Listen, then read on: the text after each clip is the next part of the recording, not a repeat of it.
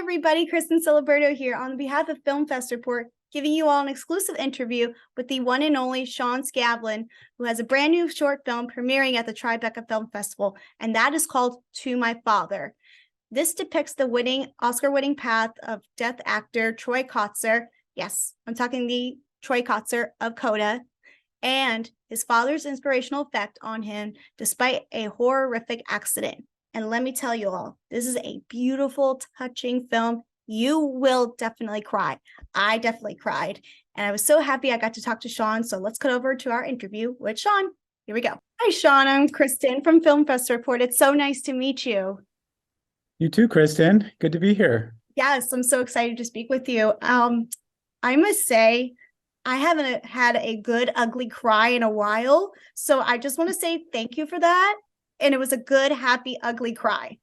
It made me feel so happy watching this, especially knowing that, like, how sweet Troy Kotsur talks about his father. And I just cannot wait to show this and recommend this film to like every single person I know, because we all have that like parental figure we look up to in our lives. And it's just amazing how passionate Troy dedicates this film to his father. So my first question for you is, why did Troy want to tell us this story, and how did you jump on this project?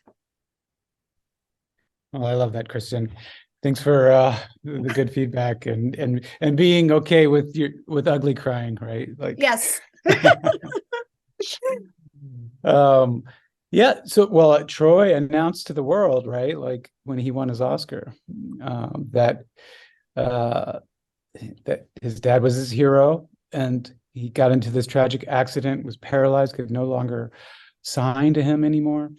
And so I'm here in Austin, Texas, and I'm working with a group called Dad Saves America. And so we had to know more about this story. Like, that was such an incredible moment. Like, you could feel how monumental the impact Troy's dad had on his life.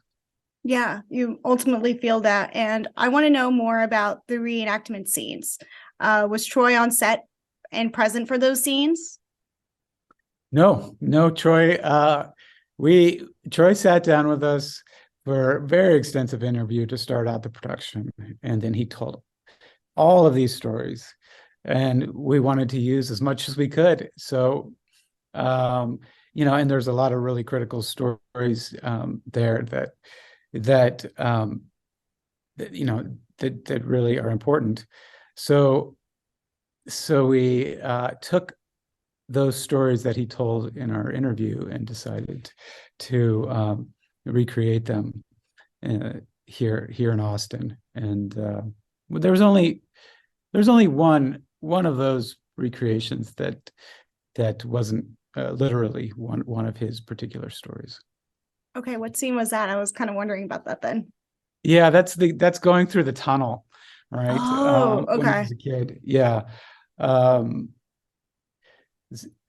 needed something to kind of to lead into that really tender scene with him and his dad in the bedroom asking why he was deaf. And I thought something like realizing, like some moment where he had this reflection that he was different, because he told it that way. He said I really didn't know I was deaf, right, for the longest time. I didn't think of it, right? And that's kind of like a mind-blowing thing, or it was for me. And it's like, oh yeah, like, I guess, if you don't have a certain sense, then you don't know that you don't have it, right? Yeah. And so little by little, you figure things out. But it wasn't until later, like several years into his life. That's so fascinating, because I feel like when you're young, you would have been able to pick up like hearing things, and knowing that you couldn't hear. But that's fascinating to know. But what did you learn as a filmmaker from this experience? Oh, I learned tons. I learned stuff. That's partly the beauty of filmmaking, and especially documentary filmmaking, right? Like, you go into a project and you got to be open, right? Alfred Hitchcock's got this great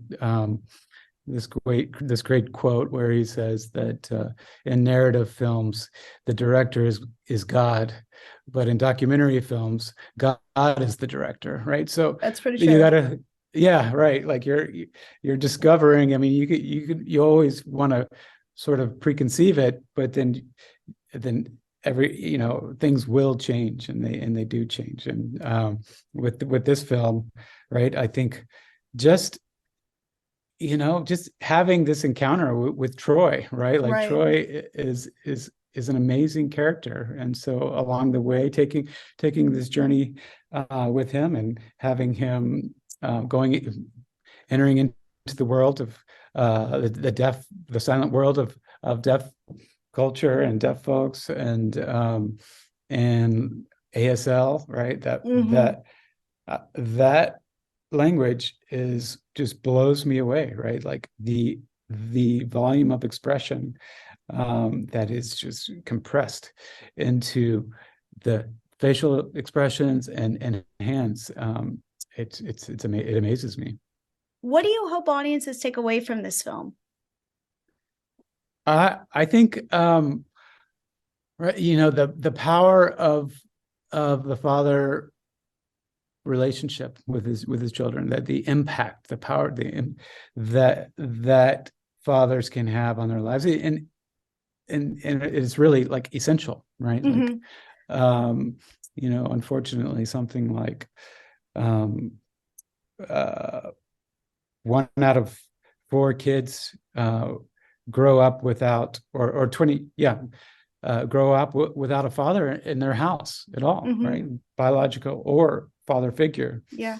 And so that's not good when you realize how powerful and how essential that fathers are, Right. and have on their kids. And in this story in particular, you see it, right? You see, Troy, what Troy's dad was able to instill in him, and like the guy, he says it in the film, right? Like, I took a lot of risks going into filmmaking, right? There wasn't an established path there. There's and yet he followed his passion, like what his dad encouraged him to do. Yeah. He followed his spark, and he ends up pioneering, the industry, and winning an Oscar for it. Yeah. It's great that Troy had someone who was just as, a father who was so supportive of him and went for his passions, because like my dad is the same way. I hope, your parents were the same way and pushed you to go for your dreams as well. But I also want to talk about the cinematography. What was it like working with Brody Carmichael? Because that has to be one of the most beautiful cinematography moments, especially in the tunnel, I've ever seen for a short film. Oh, thank you. Yeah, I'll definitely pass that along. He'd be happy to hear that. Brody is a good friend of mine. He shot a narrative short of mine a few years ago, and we've been working together ever since. He's what can I say? I like working with him, and we share a lot of aesthetics ideals, and so it helps when you're working with somebody. You don't have to sort of explain what you mean, right? Yeah. We have a certain chemistry where he knows where I'm coming from, And he understands your vision. So, right. And Troy's vision as well. That's right. Yeah. But my final question is, what was it like having your film premiere at Tribeca? I mean, it's the hugest thing right now. So everybody is, I'm sure, so happy. I'm sure you're happy too, having the film premiere at Tribeca, right? Oh yeah, I'm absolutely thrilled. I love Tribeca, and being able to go up to New York is just beautiful. it's actually pretty personal for me that we got selected and are premiering there. I think in 2005, right when maybe it was their first year that they started. I was visiting New York, and I ended up watching a film. It was Kim Ki-dok's Oh my gosh. yeah, spring, summer, fall, winter, spring. And I was really moved by that film.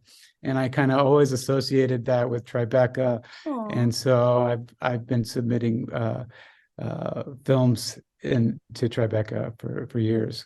Oh, well, I'm so happy this film was part of the festival. So thank you for taking the time out of your busy schedule to speak with me. It was a huge honor. You're very welcome, Kristin. Thank you so much. So once again, I want to thank Sean for taking the time out of his busy schedule to speak with me. It was, again, a huge honor. And I hope you all get to see his film and Troy's film, To My Father. I hope it gets to play out in more film festivals. For now, subscribe to the Film Fest Report YouTube channel and follow us on our website at filmfestreport.com. We will see you all next time. Bye.